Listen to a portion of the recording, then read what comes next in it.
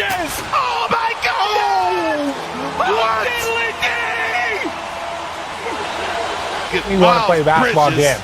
Catching bodies. The shot blocker, and look at Let me say this, oh, and I'm going to say this directly to Miles Bridges because I know he has that mentality. Catch them all. Oh, my Ooh, goodness. there you go. Catch them all. There you go. Yes. Look at that. Incredible dunk on Clint Capella. Got us wondering, do we need to bring back posters, people? What do you think? Should Yes. bedrooms have posters Yes. again? Like now, Perk might say no. Perk might say no because he's on the other side of that normally, but as a person that is a poster, right? What? It's not nice. It's just, we're talking true. We're talking fam. As a person that posterizes people, yes. As a person that gets posterized, like that's what big men do. He doesn't want it. What do you think, Perk?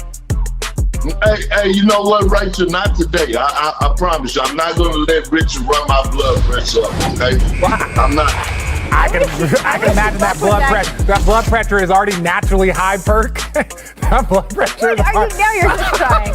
Perk, I was going to say, it's an hour-long show, so I admire your goals, but I just want to say it is an hour show. Is that blood pressure is already naturally high, Perk, so I will not do anything to raise it.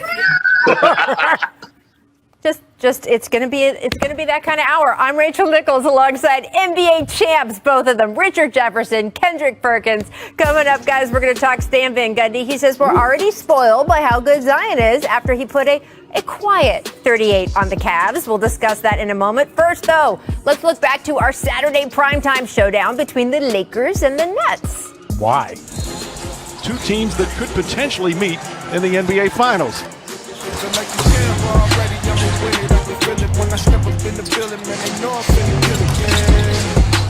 Irving is done for the night. Obviously, on a game they need him. Wow.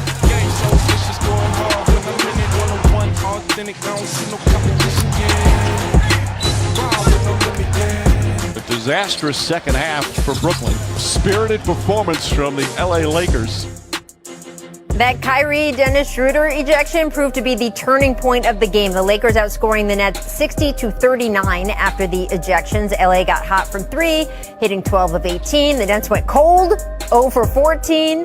So, Richard, look, you just said, oh, why? Well, there's a really good reason. We expected this game might be a blowout, but it was because LeBron and AD weren't playing. Kyrie and Kevin were, and it was supposed to be a blowout the other way. The Lakers instead won by 25. So do you put any stock in it? I'm going to say this, and I'm going to give you guys a heads up. Like, Perk is going to put stock in this. I'm not going to put any stock in this because ultimately these are not the teams that we are expecting to be in the finals. Now, that doesn't mean that they're going to be 100% when they get to the finals if these two teams are the ones there. But ultimately, you can't really judge anything off a team without LeBron James, without Anthony Davis. Kevin Durant has been back for 3 games. No James Harden and a Kyrie tossed out in a 1-game situation. Yes, this is not what the Nets wanted. But this is not who they are going to be, and it's not the Lakers are going to be. Well, first of all, Richard, you don't need to be giving us any more heads up because that milk dud is enough head that you're giving us on TV here. All right, that's the first thing. Second of all, yes, Rachel, I am going to put stock in this, and I'm going to look at the Lakers, right? Look at Taylor Horton-Tucker, Kyle Kuzma being out right now, and he's stepping up his game, being able to sharpen his knife and sharpen his skills. Ben McLemore, new addition, being able to come in and light it up from the three-point line. KCP hasn't been shooting the ball well. So, adding great depth that holds everyone accountable. Well, now KCP is going to have to elevate his game because he's going to have to be looking over his shoulder. Third, Andre Drummond. He abused them in the paint, 20 and 11. Where's DeAndre Jordan right now? I get it. Steve Nash is catering to LaMarcus Aldridge and Blake Griffin, but the Brooklyn Nets are not going to win a championship without playing DeAndre Jordan. They have to play him. He is their center that's going to anchor their defense. He's the best live threat that they have going to the basket. So where's DeAndre Jordan right now? He damn sure shouldn't be getting DMPs. I tell you that much. Richard, where are you on that? Well, no, I agree with that. A lot of times, and I had this one of my last years in Cleveland, where it's like a coach goes to a veteran and said, look, we're going to play these guys. We're going to get them acclimated. We're going to get them more minutes. We're going to come back to you. And I still want to applaud DeAndre because you're right. They're not going to beat a Joel Embiid playing LaMarcus Aldridge and Blake Griffin. That's just the truth. It's going to be difficult with a guy like Giannis. Some of these teams in the Eastern Conference, and even if they're fortunate to make it to the finals, which a lot of us are predicting, they have a potential to go against a team like, let's say, the Utah Jazz or like the Denver Nuggets that have a ton of Philly this week with a healthy Joel Embiid, so we'll find out. Or even the more Lakers, about that. or even the Lakers, which their dominance is really their size. When you're talking about Kuzma, Braun, you got AD, and you got Drummond. So that size is just so dominating. So, but you got to get these other guys acclimated as quickly as possible. So I'm okay with it, giving these guys a run to see if you can do it, but then dialing it back, saying like, hey guys, this is what we need. So when they came back, when Lue came back to you, as he said, after getting those guys acclimated, were you able to jump in the same? Was it? Yes, because my role was still more of just like, hey, we're going to do this and getting ready for Golden State, trying to play, 5 or 6 smalls. But It was more of like, hey, we're going through a coaching change. I want to give these young guys these opportunities, but we're going to come back to you. Stay ready, stay professional, stay in shape. And ultimately he did. They're going to come back to DeAndre Jordan, but understand part of these DMPs is because they need to get minutes for Blake Griffin, LaMarcus Aldridge to see what they can offer and what they have. Yeah. But go ahead, Perk.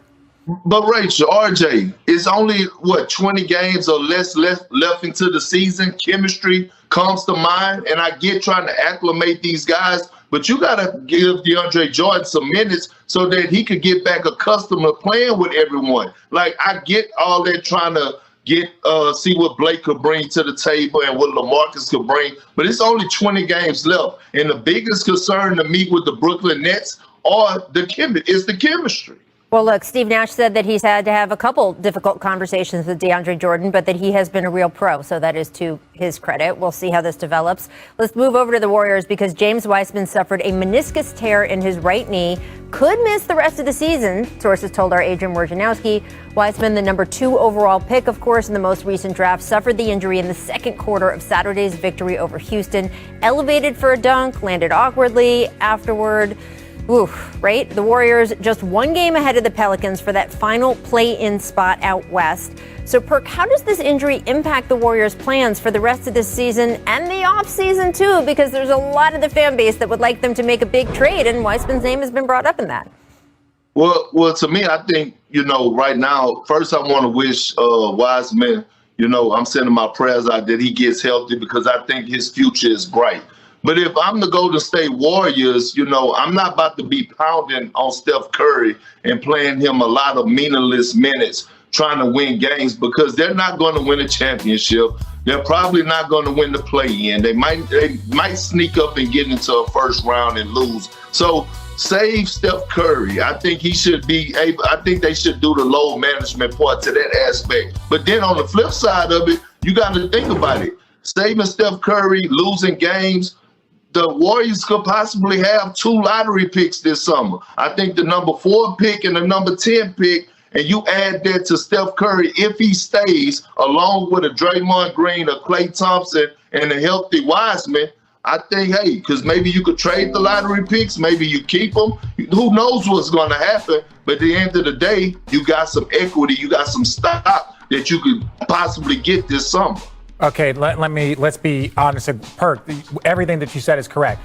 Hey, Warrior fans, don't be stupid. Don't be stupid. Do you remember when they were talking about Klay Thompson being traded for Kevin Love? Do you remember those conversations and how Steve Kerr was like, no, you are not doing that. Look, Wiseman is a special player. To judge a guy at 19 years old, Wiseman is a very special player, and he's going to be a very special player for a long time. Now you want to maximize Steph, but there's probably only 2 players, maybe a Bradley Beal, maybe somebody else. There's not too many players out there that you would actually warrant because, if Bradley Beal came to the Warriors and it was Steph, Klay, Draymond, and Bradley, okay, that's a championship level team. But if you're just going to go do it for, and I'm not going to say any player's name, but if you're going to go do it for a second tier all-star or a person, that you're making the biggest mistake. This guy can be your future for the next 10 years. So be patient, use the talent that you have, and you're going to be okay. Well, look, there's a lot of different directions that they could go. I just want to point out about those picks. If the Minnesota Timberwolves end up in the top 3 after the lottery, that's protected. So they won't get that pick if the Timberwolves end up top 3, but we'll have to see. And by the way, Steph Curry possibly going to pass Wilt Chamberlain tonight for awesome. all-time points scored in a Warriors Wilt uniform. in anything, that's awesome. So yes, exactly. So I don't think they're load managing him tonight, Perk, but I do get your point. All right. Yeah, I'm gonna. If whoever's on the prompter can help me out and cycle through here. Yep. Keep going. We're gonna move on. Wonderful. All right. Nope. We're gonna move on, Director Kathy. So before we go, I do want to get to a really serious news story here. Thank you very much. Appreciate that in the control room. Adrian Wojnarowski and Malika Andrews reporting about a possible postponement of Nets Timberwolves tonight in the aftermath of the police shooting of 20-year-old Dante Wright. Wright's death has caused unrest in Minneapolis, and in response, conversations are ongoing about the game. We are going to monitor this story throughout our show. We'll keep you abreast of the latest developments, and we will be right back. Thank you. Go check out some of his YouTube. Like, he's one of those dudes, when he gets on that bionic left leg, it's a wrap. Was he 1 foot inside? Oh, he took off from the dots, but still. I mean, RJ, you wasn't a 2-foot jumper, so you can't relate to that, though. Like, I actually took I had off it any way you wanted it. Oh, Yeah, any way you wanted it. Wrong foot, left foot, right foot, both feet. All of them. Dunk off his head. Yeah, right hand, Shiny. left hand. I catch bodies. Make skills and drills, people. Celtics Nuggets.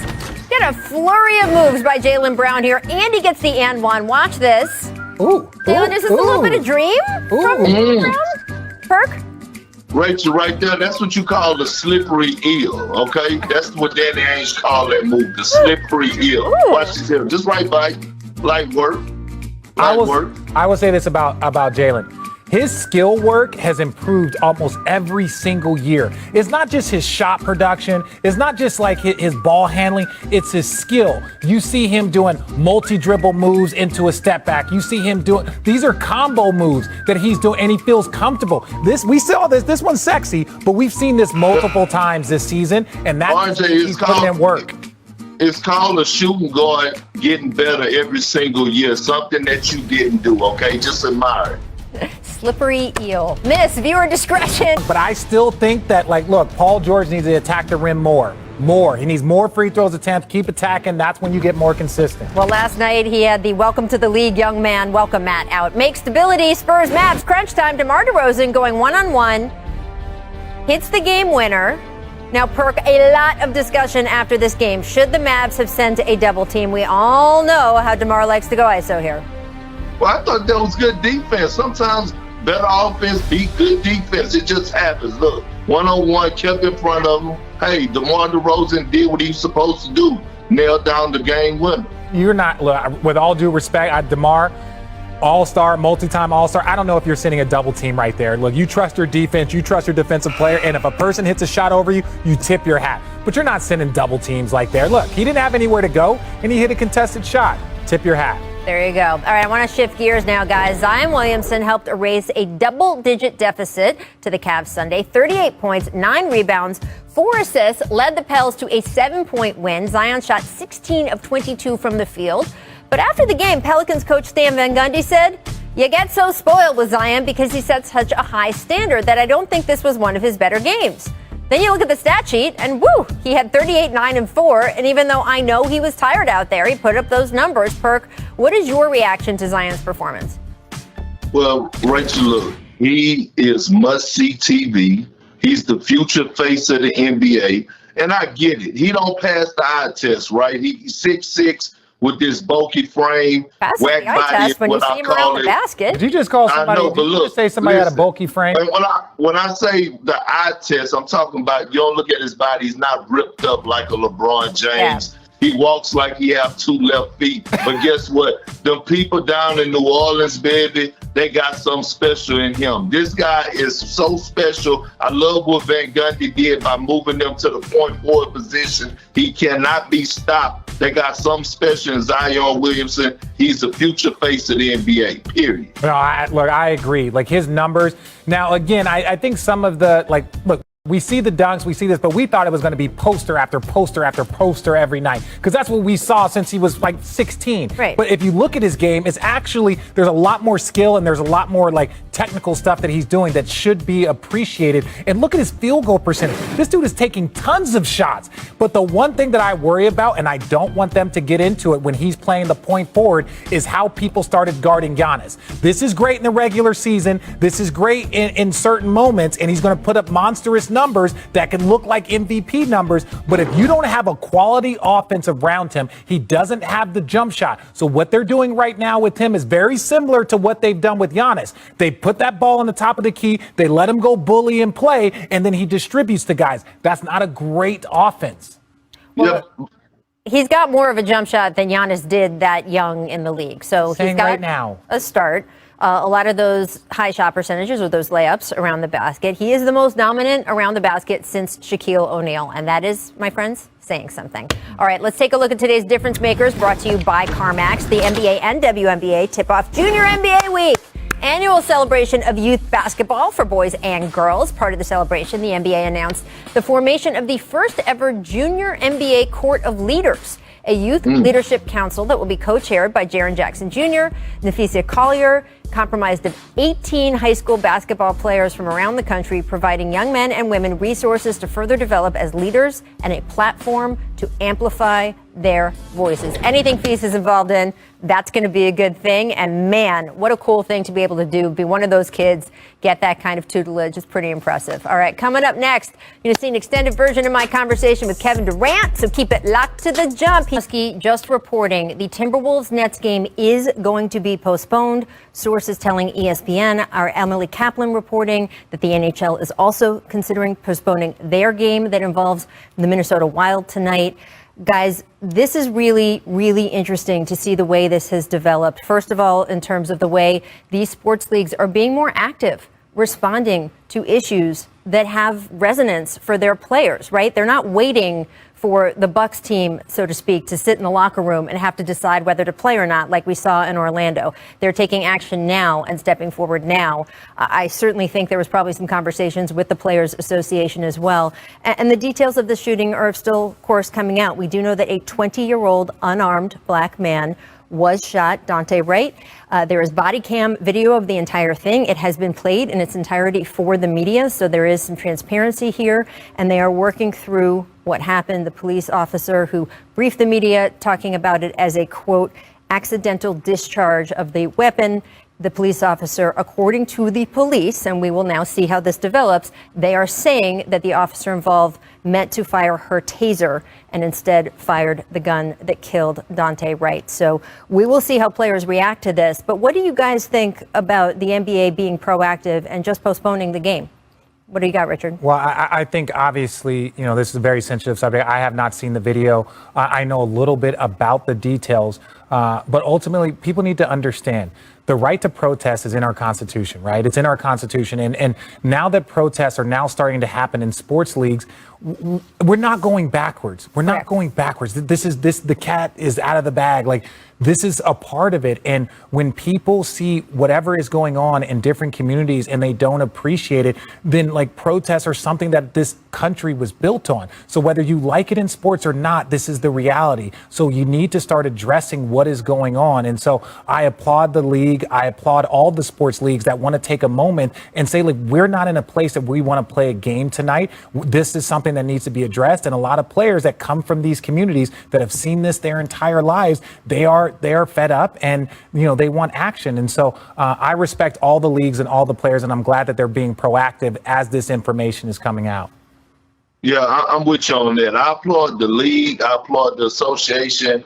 I applaud the ownership. I applaud everyone who is standing behind their players, right? But I want to give a special applause to the players, because they're the ones that are holding people accountable and holding their feet to the fire and not accepting anything. They're seeing a bigger picture. And right now, especially in the NBA, we have a group of young African-American brothers that are heavily invested in their communities, and they're doing the right thing. Like, we're talking about guys that are at the age of 24 years old, 29 years old, 25, 23, 19, or whatever the case may be, and they're being socially active and being leaders and standing on that front line and holding their owners accountable and making sure that they stand with them. It's a beautiful thing to see what the direction that the NBA alone is going in. The NBA is in great hands as far as the leadership with the players, and I want to applaud them.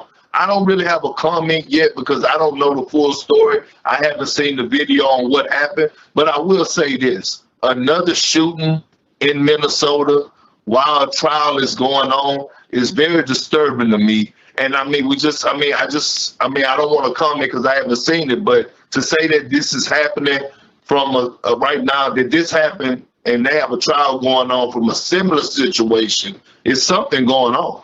Yeah, and my thing is this: when you look at Martin Luther King, and every year on his birthday, it doesn't matter your political involvement, it doesn't matter, what side of that political side that you're on. Everyone applauds Martin Luther King and what he did over the course of his career. And there were athletes that were involved in what his message were. And if Martin Luther King were alive today, and I know a lot of these things are said, where do you think he would be? What side do you think he would be on? How do you think he would be acting? How much do you think Martin Luther King would be supporting these athletes in these moments? And a lot of times you got to think about that. I know Muhammad Ali was criticized for some of the things that he did and said over the course, but upon his passing, he is one of the most revered Americans in human history across the world. And so I just think we have to look at our history and look at where we are today. And even if you don't believe in this, or if you're not for sports and politics, at the end of the day, it's always been there. There is just a greater light on it now. I want to say this, though. Civil rights is not politics. This country promises in the documents from the founding fathers a certain bar for its citizens, and athletes trying to push us all more toward that bar is a good thing. And there's just no way you can ask athletes to be involved in their communities in so many other ways, but not care if people are getting shot in the street. We don't know the specifics of this yet. We are going to find out a lot more in the coming days, of course. But you're right, Perk. The fact that the Derek Chauvin trial is going on for the murder of George Floyd makes this particularly sensitive. And in fact, we've had the Minnesota Twins postpone their game as well against the Red Sox. Nets Timberwolves, according to Woj, could be played on Tuesday in Minneapolis. Nets play in Philadelphia on Wednesday. Timberwolves host the Bucks on Wednesday, which is, again, a bit of irony there, considering the hand that the Milwaukee Bucks played in stopping the sports world during the bubble. And I absolutely am sure that had an influence on what happened today. All right, guys, coming up, we're going to talk a little Steph Curry because he is only 19 points shy of passing Wilt Chamberlain for the Warriors' all-time leading scoring record. Will he get there tonight? That is next. But really glad that we had time for this conversation, and I applaud the NBA for what they did. Saturday's showdown against the Lakers. I've seen a little of our conversation, but I wanted to show you a lot more that you didn't see. Here's the extended version with the two-time Finals MVP. Enjoy. So James Harden was traded to Brooklyn in January. It's April now. You, James, Kyrie Irving have only played 7 games together. Do you see any potential issues rising come playoff time from not getting this regular season work in the way you might normally? I mean, I see more issues if we're not focused, you know what I'm saying? If we're not locked in on the game plan more so than anything. Once we got a good game plan and, we follow it to the T, then you'll start to see stuff form, chemistry, if you want to call it, or just energy form around, us following what the coaches need us to do to succeed. So I think things will work out for us, but we definitely want to get on the floor. James was spectacular holding it down while you were out. Kyrie was in and out at times. He said at one point, quote, "I feel like I'm the MVP." Who do you think is the MVP? I mean, I really don't care. I mean, I feel as though, the criteria changes every day, and, it's become an award where it's just 7 to 8, 9, 10 guys can win it any year. You know what I'm saying? So it's like, I don't know. What's his story? Can he sell his story outside of his play? There's a lot of stuff that factors into it that really don't really move me. So, but he's playing at that level, and that's really all that matters is he stays at that elite level. But it's a lot of guys playing that well. The MVP is supposed to be about a particular regular season, but then there's sort of that larger question of who is the most dangerous guy in the league right now. Do you feel like you have that crown? Do you feel like something has to happen for you to get that crown? At one gym, I might be the best. At another gym, another guy might be the best. But it's just like, there's millions of gyms around the world, and this conversation is going to always keep happening, and nobody's going to get the title outright. So it's no need for me to even think about it. But I know what I bring to the sport. I know what I bring to the culture of the sport.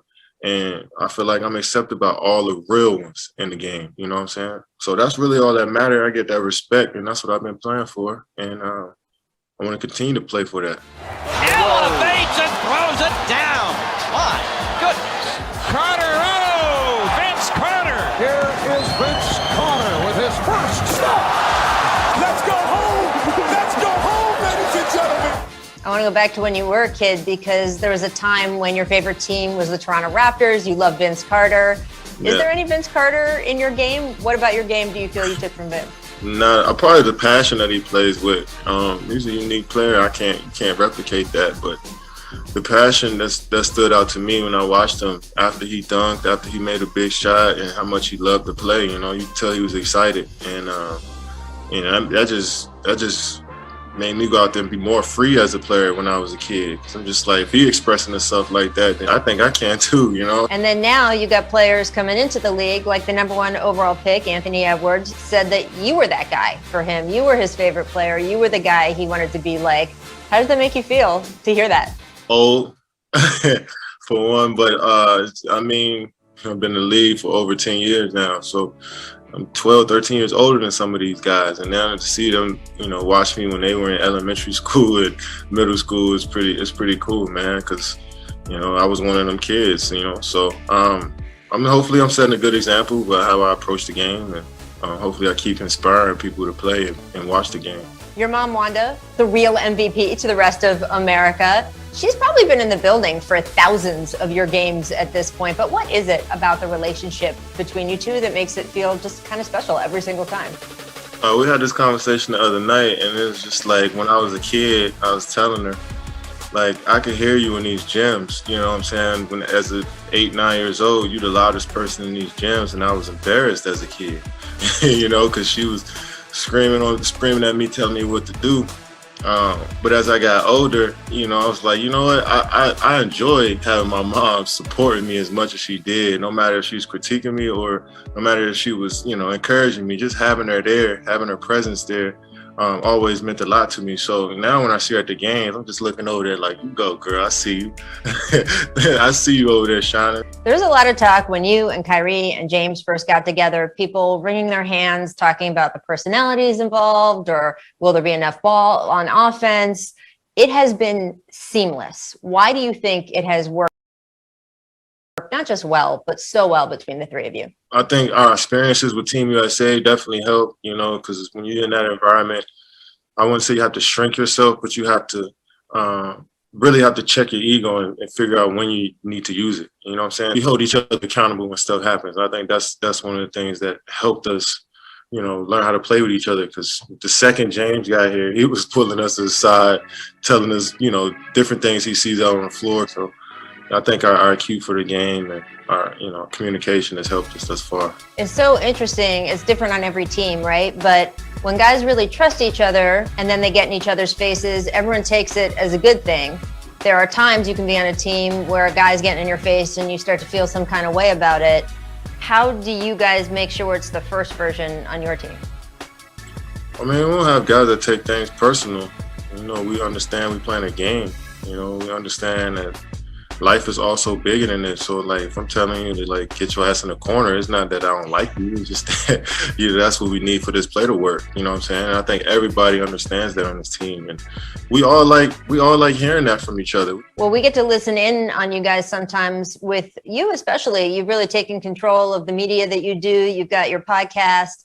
You had Draymond Green on this week. Steve Kerr's recent comments, they came up too on that podcast. Steve had talked about how draining it was to coach the Warriors in 2018, which is, of course, your last year there compared to coaching the team the year after. Now, Steve was upset later. He said that his comments were kind of oversimplified. You tweeted about them, though. You said that's hilarious. Yeah. Now that you've had a minute to hear everything and think everything, what's your take on all that? I mean, I just don't believe that. You know what I'm saying? Like, you rather come into a game knowing you're gonna lose. You know what I'm saying? Rather than come into a game knowing you got a great chance to win. Like, it just didn't make sense to me. Even though, like, you tried to frame it as if like the mental side of coaching this team and that team, but it's just like not really, because you rather win games than lose games. You know, when you simplify it like that. So I just thought it was funny. And Steve is not a bad person for saying that, but I just thought it was one of those things that, you know, he probably didn't mean to say.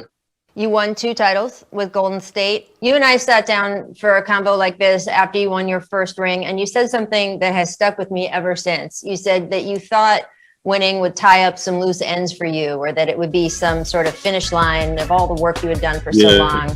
But then you got there and it didn't feel that way. It wasn't like this golden thing that was going to just make you automatically happy.